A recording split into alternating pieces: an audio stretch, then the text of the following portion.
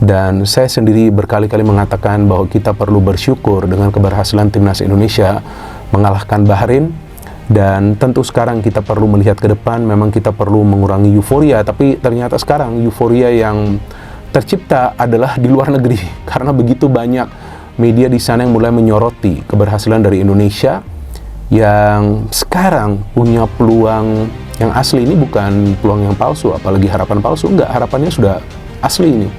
Ini ya memang sementara adalah mimpi bagi kita, tapi mimpi kita semua bisa menjadi atau bisa terrealisasi dengan materi pemain yang sekarang ada di tim nasional Indonesia. Salah satunya kita tahu adalah kapten dari timnas kita, J.Itses, yang sebelumnya diwawancara oleh channel YouTube Serie A ya. Kita tahu ya mereka tidak akan mewawancara lah pemain biasa-biasa saja, tapi mereka mewawancara kapten dari timnas Indonesia. Bahkan mereka mengatakan bahwa J.Itses punya 3 kelebihan. Yang pertama adalah penguasaan bola secara tenang, kemudian tackling yang keras, dan juga ada jiwa kepemimpinan. Artinya dia mampu mengorganisir permainan di lini pertahanan, dan itu memang adalah kualitas yang diperlukan oleh klub-klub yang berkompetisi di Italia, apakah itu di Serie A atau juga di Serie B. Karena kita tahu kan sebelumnya Venezia, klub yang sekarang dibela oleh J.Itses, berkompetisi di Serie B. Jadi memang nggak gampang mendapatkan tempat sebagai pemain inti di kompetisi sepak bola Italia, apakah itu sebagai defender ya, sebagai pemain bertahan, apalagi sebagai penjaga gawang. Dan sekarang kita punya defender J.Itses, dan kita punya juga Emil Odero, walaupun ya Emil Odero kan masih bermain di Serie B ya, di Palermo ya. Tapi it's okay, sebelumnya kan dia punya pengalaman yang luar biasa ya, bermain di Serie A. Tapi ya J.Itses ini, ya kan, dia menjelaskan di interview tersebut bahwa dia sangat bangga menjadi bagian dari timnas Indonesia. Dan tentu dia juga menjelaskan betapa hebatnya support dari kita semua sebagai supporter ya. Tentulah kita sebagai supporter timnas Indonesia tidak akan pernah lelah untuk menyupport timnas Indonesia. Dan memang kalau kalah ya kadang-kadang kita kecewa, sampai juga kita sedih. Dan saya pikir kalau kita mau kritik itu wajar, tapi yang selalu saya katakan jangan pernah hujat para pemain, karena mereka juga adalah manusia, mereka bukan robot.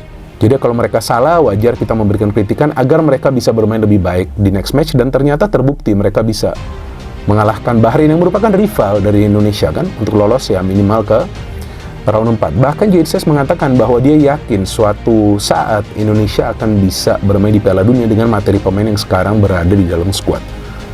Dan bisa juga nanti akan bertambah pemain-pemain diaspora, yang menurut saya gak ada masalah. Memang itulah yang diperlukan. Sebelumnya kan ya sudah lolos ke Piala Asia, sekarang levelnya kan lebih tinggi lagi ke Piala Dunia. Memang diperlukan pemain-pemain keturunan yang sebelumnya juga ada, ya kan, seperti Irfan Bahdim, ada juga Stefano Lillipali. Tapi sekarang kan pemain-pemain keturunan ini kan bermain di Eropa. Nah, contohnya kapten dari timnas Indonesia kita.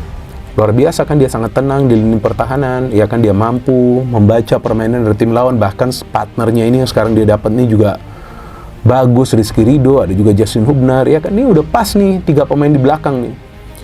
Jadi memang sekarang nih Indonesia mulai disoroti ya, artinya kita juga sebagai supporter, kita juga perlu rendah hati dulu, karena Indonesia belum mencapai target sesungguhnya, yaitu harapan dan mimpi kita semua untuk bisa bermain di Piala Dunia. Jika itu bisa tercapai teman-teman, wah luar biasa pasti euforianya. Dan yang paling penting adalah bagaimana timnas Indonesia itu bisa menjaga performa, artinya chemistry ini harus dijaga di antara para pemain. Memang itu gak gampang, tapi yang paling penting para pemain ini semua yang dipanggil dan semua yang bermain ini kelihatan bermain habis-habisan. Apalagi melawan Bahrain itu, Rizky Ridho bahkan tuh sebetulnya sudah tidak bisa melanjuti pertandingan, tapi dia tetap saja masuk karena ya itu, mereka berjuang demi negara. Udah gak perlu diragukan lagi lah, apakah itu pemain yang bermain di Eropa atau pemain yang bermain di dalam negeri, udah luar biasa lah mereka.